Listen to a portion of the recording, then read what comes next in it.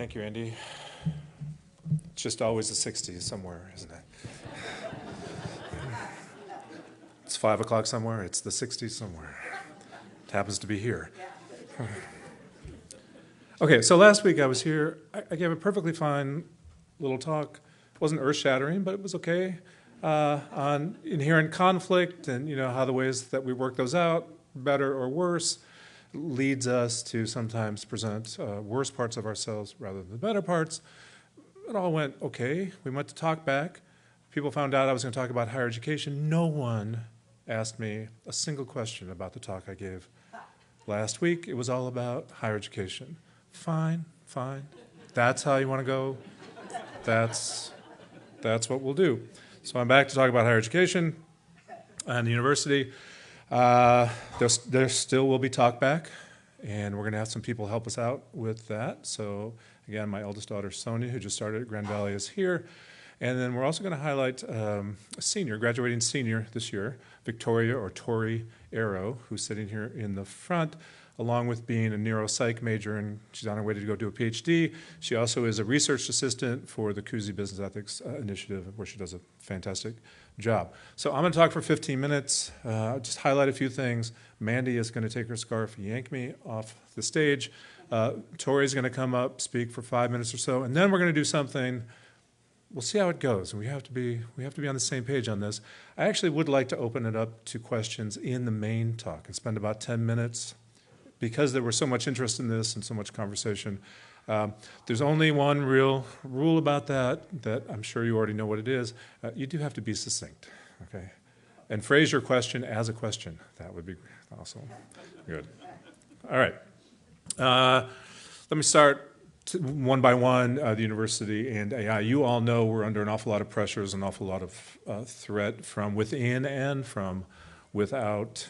AI is changing everything, no doubt about that. Let me start with a story that tells you maybe the degree to which it's going to change that a lot of folks aren't talking about. It comes both from a conference that I was at a year and a half ago in Paris. Somebody had to go.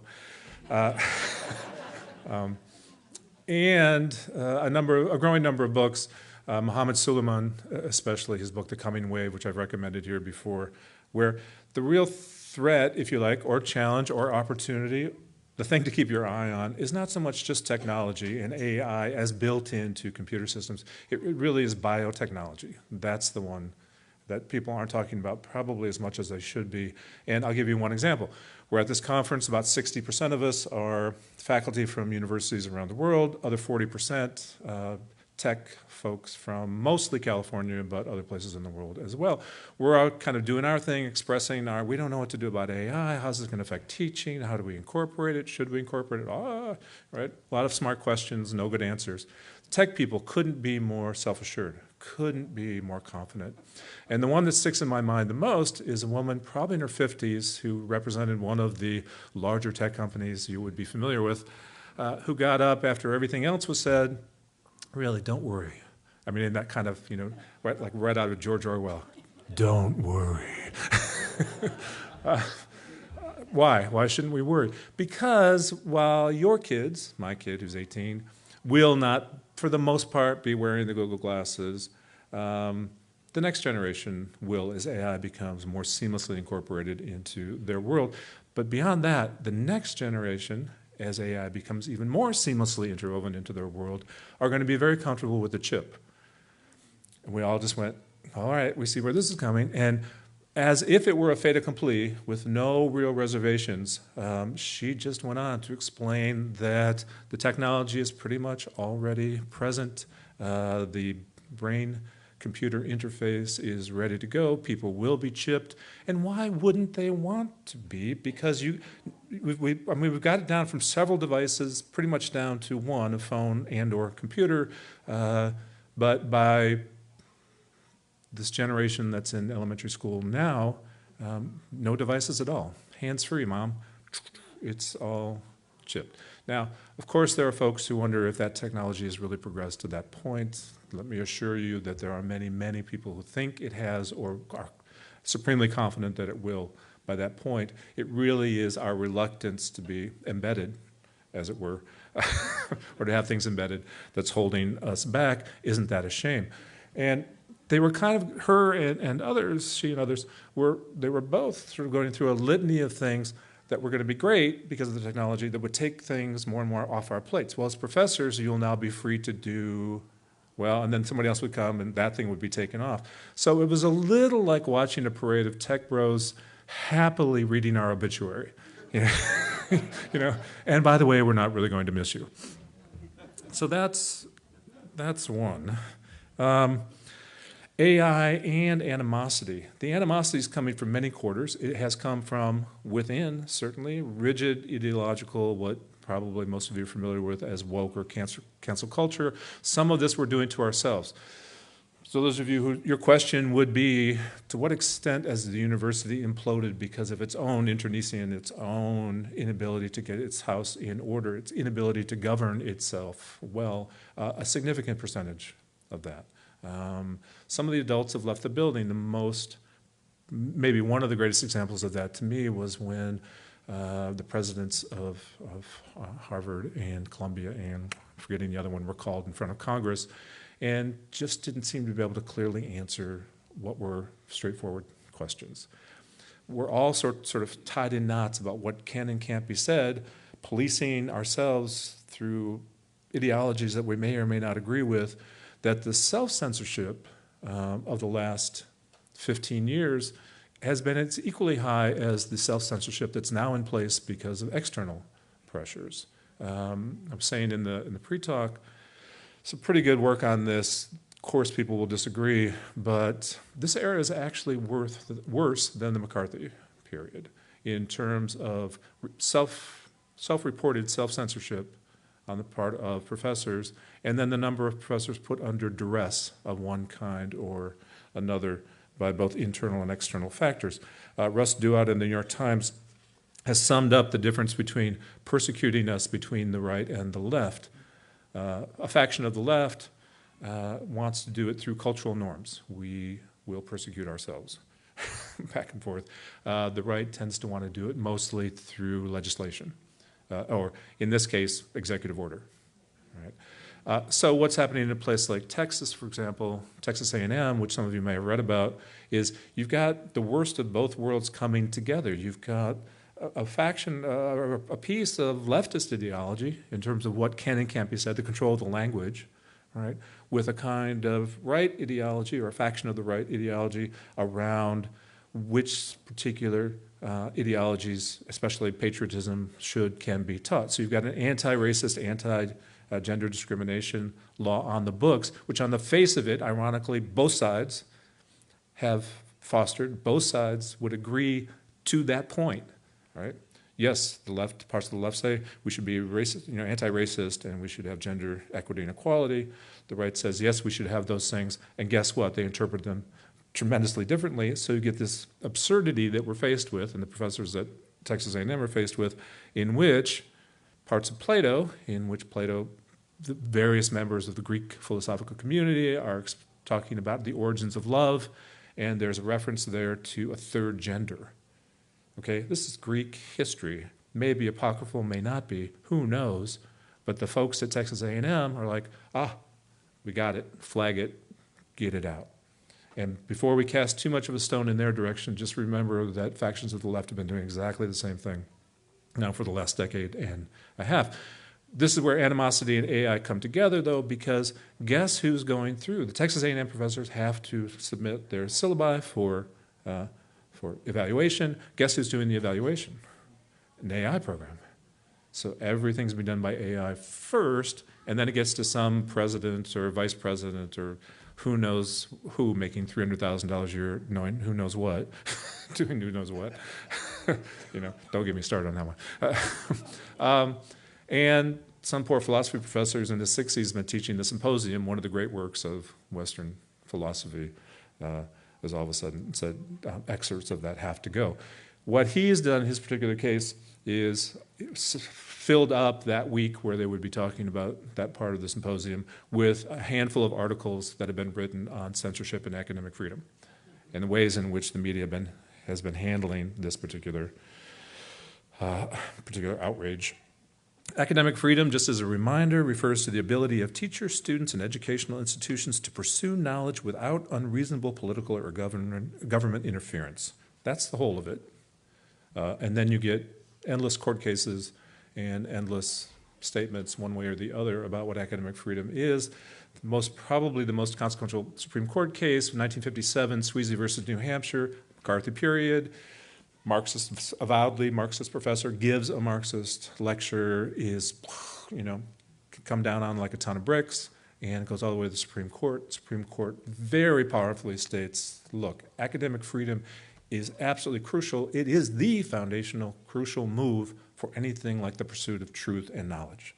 Said, and in a democracy, what's more important than truth and knowledge?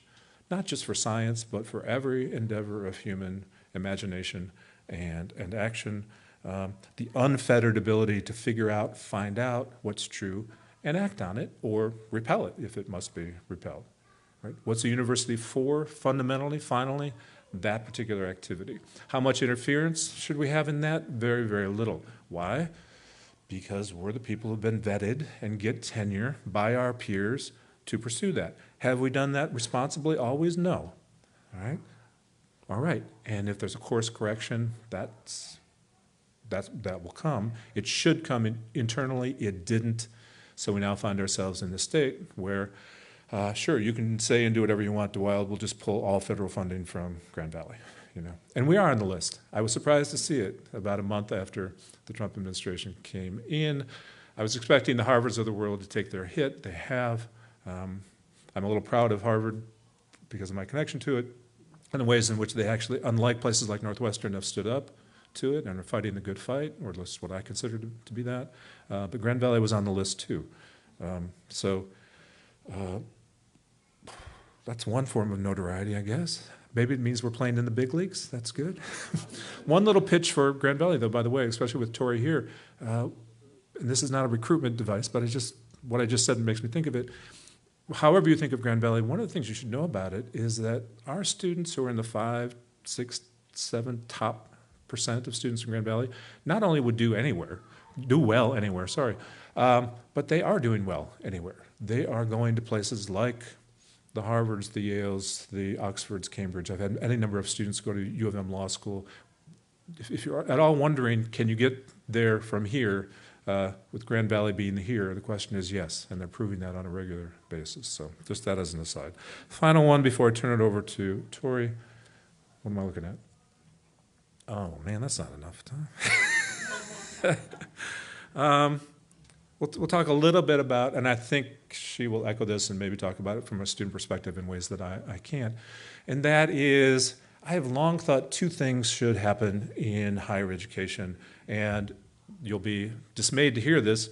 Nobody in a position of power has asked me to be the education czar for the United States of America yet, which is a huge blind spot as far as I can tell. Two things. One, we kind of touched on it a little bit this morning in pre-talk.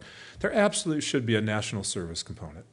If we're not going to do it in high school, whether you take a year between high school and college, or you take that first year of college, second year, I don't know. There are details to be worked out. I can't have all the answers. But the fact that we don't still promote some kind of national service endeavor and really, in fact, require everybody to do it has been one of the factors that's undermined our civic life and the civic virtue. The fact that we don't teach civics anymore is also a problem, and I think we should. That's a separate issue. But one, some kind of national service program in which everybody has to kind of rub shoulders. One of the elements that's pointed to post-World War II for how civic-minded we were, how compressed the gap between the highest wages and lowest wages. Not that there weren't lots and lots of problems in the 50s and 60s, of course, but people were coming out of World War II having rubbed shoulders with folks they'd never met before. There was a greater sense of civic engagement. I don't think anybody argues terribly with that. That's one. The other one for me, which is more controversial, and I get killed at conferences on this on a regular basis, is that we should be much better trained to engage in what I call affective education. We still teach, after all this time, to people's heads, as if the rest of them didn't exist, as if we haven't learned from the last 30 years just how important an emotional life, emotional growth, emotional input into one's intellectual life is. And so maybe because I've become kind of more grandfatherly looking or more avuncular or clearly a lot less threatening in some way, I don't know. But it's not unusual because of the nature of the things that I teach for people to stay after class and say, oh, by the way, yeah, I was abused, I was this, and just want to talk to me about everything and everything that has nothing to do with stuff from the neck up that we spend so much time. And we have actually a hard time finding professors for the MBA program because you have to be able to think on your feet. You have to be able to respond to what people are telling you, and that's not the way we're trained. We got stuff, and you need to learn this stuff, and this back and forth and treating you as a whole person is not something we do well, especially important right now because is it true, you might ask, are the levels of anxiety, depression, the kind of mental health issues that we hear about, that Jonathan Haidt writes about in The Anxious Generation, between the ages of 14 and 24, is it really that bad? Yeah, I think it really is that bad.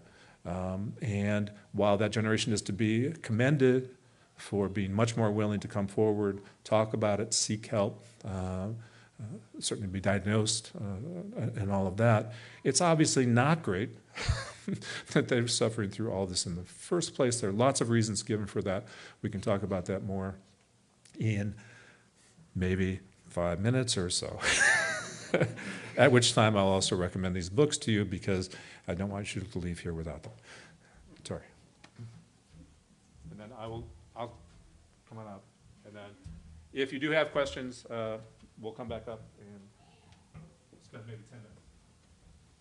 Okay. Well, hello, everybody. Thank you, Dr. DeWilde, for having me. I'm really excited to talk to you a little bit about my college experience so far. As he said, my name is Tori. I'm a senior at Grand Valley, and I'm going to be graduating at the end of this next semester. So I have about 3 years of experience to talk to you about. First, I'm going to talk a little bit about student anxieties that I've seen in my time, a little bit about how AI has changed my experience throughout my undergrad, and then finally just some future outlook and what I hope and what I think. So yeah, so starting out with the student anxieties, I've found, and we kind of talked about this a little bit in the pre-session, that students are less likely nowadays to raise their hand and speak up in class. Even in these discussion-based classes, students are having a hard time putting themselves out there and speaking up in front of everyone. And a lot of my professors have talked about this too, that they find it difficult to engage their students in that way, and it's an anxiety of potentially being wrong or going back to that cancel culture of being more morally wrong because it's difficult to be frowned upon by your peers and be on the outside because of something that you slipped up on and said in class. And that kind of brings me into AI a little bit. So it's true that in our classroom we are seeing AI so much more this past year and the year prior than in my freshman and sophomore year. And this change, while it feels really big, it probably will be even bigger for the next generation of students coming through college. And students are using it to write their essays. They're using it to do their homework. And the question is, are these students doing it because they are quote unquote lazy? Or is it because they want to do well and they want to get those A's? Because AI can do that for you, it's true. And that kind of gives some issues for my professors and the material that they're going to give us, because now in my senior year, the past 2 years, I haven't written an essay in any of my classes. And I don't know if that's truly because my professors don't want to give us essays or if it's because they don't want to read AI essays. Because my freshman and sophomore year, I was writing essays, and I've started to feel like there's a little bit of a gap there with my knowledge, and especially going into grad school, I want to feel like I am capable in writing and have those resources without AI necessarily. So then, looking to the future, that does bring up some issues for me as a student and knowing how to navigate. If you were to ask me what my general outlook is, I would say it really depends on the day that you ask me. It's hard to say. And this kind of bleak outlook, I couldn't tell you if it's because AI is ever changing and I don't know what I'm going to see, or if it's because right now in my life, I'm kind of standing at the edge of a cliff, getting ready to leave my undergrad, and I can't see my future super clearly. either way, I have kind of been inspired in this past year in that in almost all of my classes, my professors have told me, this is my favorite class to teach, or I'm so excited to be here with you and give you this material. And it just has kind of reminded me that there are people who really care about educating, and there are students who really care about learning. A lot of my friends, a lot of my peers are going on to graduate studies because they do really care about their education and they want to learn more. As well as they do their work in class because they want to learn. So it's just kind of reminded me that there's people out there who want to do the research on this. They want to see how can we have education and AI at the same time. And they're going to keep researching until we find a place where we can sit and educate and learn and still use AI as a resource. So I think I'm probably pretty close to my 5 minutes now. So I hope that I can leave you with that lasting thought of people still care and I still care, and that's why I'm continuing on in my education.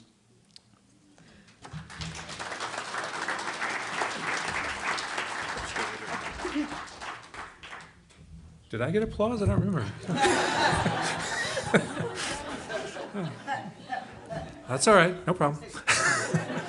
We're all such good friends, it doesn't really matter to me. So, one short thing, response to Tori, then we'll open it up for just 5 minutes or whatever the powers that be here tell us we can do. And that is there is a movement among serious academics to let go of long-form essays altogether. And really any kind of serious writing. George Burnett, the historian at Princeton, probably is the most vocal on this. Yeah, we should just use AI in our digital age as the kind of touchstones now for what education is going to look for going forward. Asking people to read long essays, asking them to write long essays, that becomes relegated to what he calls the literate age, and we're entering a post-literate, digital literacy age. And so I think people like Tori are right to be concerned. A lot of pushback on that, as you can imagine, but still, what do we lose when we lose the long-form essay is a burning question. Leslie.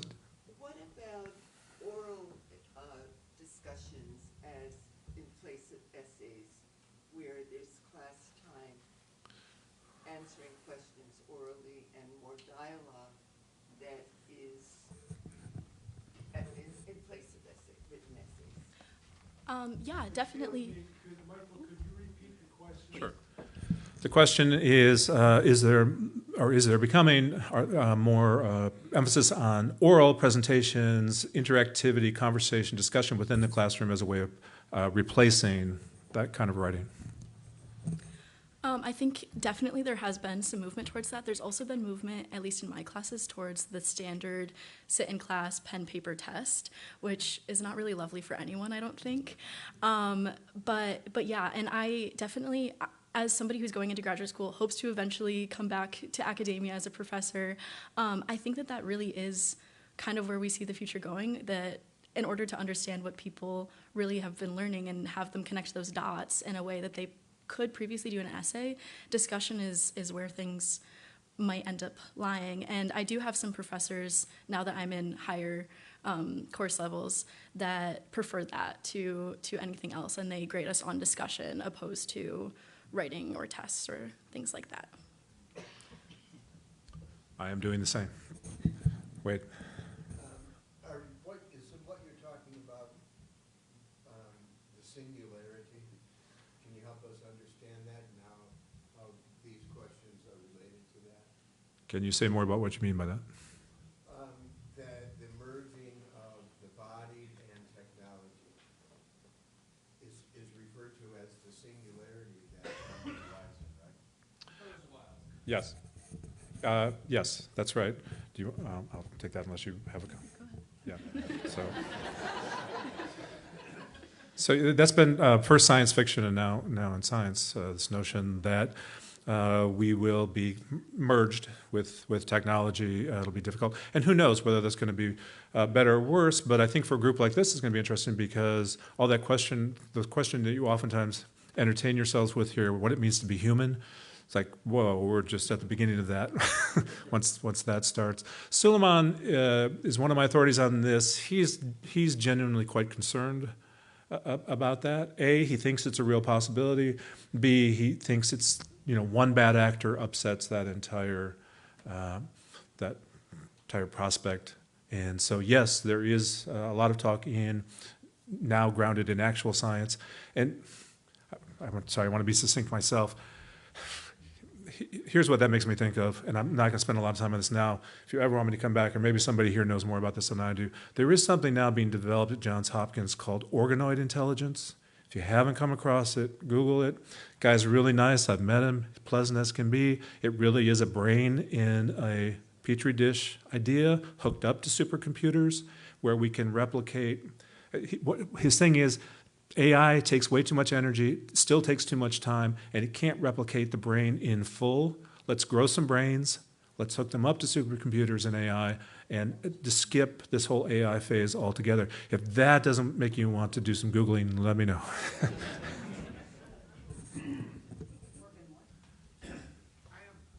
have a hard time understanding how using AI for graduate school or oral exams and all that is not plagiarism.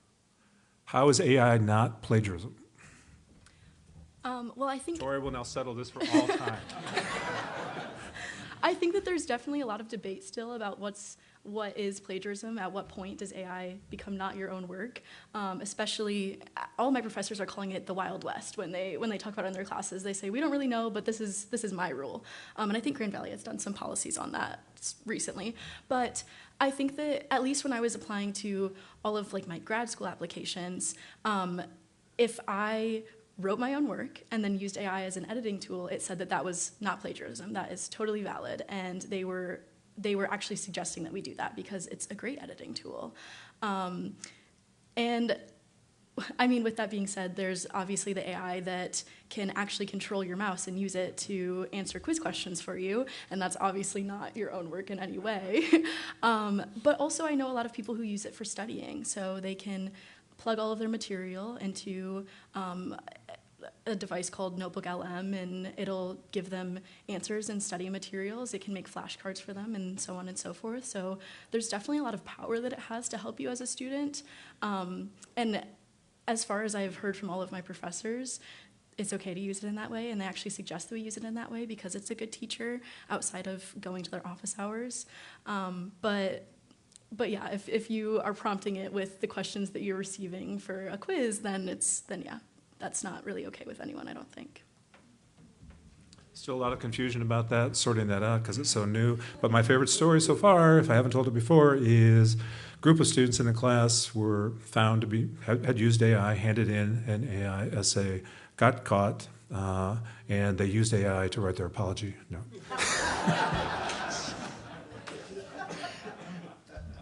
Do we have a few? Are we okay? Yeah. I have a concern in my grandchildren's relationship with their cell phone. All right. What will a chip do? I mean, you cannot control it really, but what will a chip do? Well, who will control that? the rhetoric will be that your own brain can control that, but so here's the functional aspect that they're trying to sell us on, which is, okay, everything that I'm thinking right now, I have a question in my head. Oh, I wish I've got a class coming up. Somebody asked me a question about Nietzsche. I forgot to look it up. All I have to do is think about it, and the chip will go out and get it the way we would now use Google or other tools to do that, and download it into the right parts of my brain so I have access to it. So as one thinks, so shall one become, as Shakespeare probably sort of said. Well, that, of course, is the ethical dilemma in which you're going to have just a handful, a few tech bros at the center of the machine in all of this. If you have not seen the movie with the Latin title, the one where the woman takes over, Ex Machina, or Her, or any of those. And again, there are these two books. The other book, it's long, AI, The Empire of AI, by Karen Howe, who, again, grew up, went to school with all these guys, has a lot of access to their world, and has written a long book about just how terrifying the answer to that question in their minds is. Michael? Yes, okay. Last one. Please. Well, with all of this stuff emerging, are there any other types of like 101 courses that are starting about how to differentiate, information resources? And I'm in the business of information science, so this matters a lot to me. But like, is that starting to emerge as well? Can you say just a little bit more? Like, do you have writing 101? Are you going to have like information literacy 101 or digital literacy 101? Yes. Yeah, the short answer to that question is yes. I'd love to tell you it doesn't matter who's teaching that. I think it does. I don't know if you want to say anything. I don't know if it. Okay. Thank you. If you want to stay for talkback, that happens in... After snacks. Brett, I'm not supposed to announce it. There's supposed to be somebody who does that. I feel...